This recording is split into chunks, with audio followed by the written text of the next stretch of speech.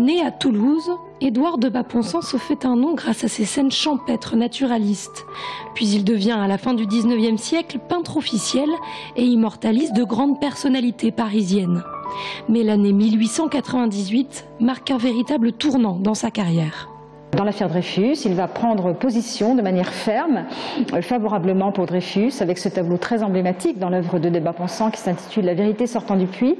Et c'est un point de rupture pour de Baponçan, puisqu'une grande partie de sa clientèle parisienne va lui tourner le dos, mais une partie également de sa famille.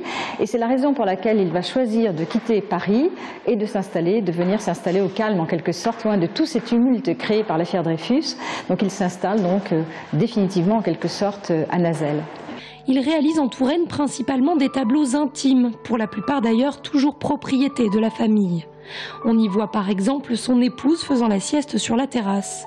Beaucoup de paysages aussi, marqués par une manière de peindre beaucoup plus libre, avec une touche rapide et enlevée, proche de l'impressionnisme. Évidemment, sans doute a-t-il été séduit par la lumière ligérienne si célèbre. Parfois, on a des tons qui sont un peu mauves, un peu bleutés. Et on voit notamment dans ces vues de Loire, vous avez dans la salle à côté, nous avons quelques tableaux qui représentent les bancs de sable, qui sont changeants, comme on le sait bien. Et il a su capter ça avec beaucoup de vérité, avec quelques petits coups de pinceau comme cela. Le musée des Beaux-Arts de Tours rend donc un hommage tout naturel à cet artiste qui avait fait de la Touraine sa terre de cœur. Sa famille y est d'ailleurs restée, et Olivier Debray, à qui sera dédié le futur centre de création contemporaine, n'est autre que le petit-fils d'Édouard de Baponçan.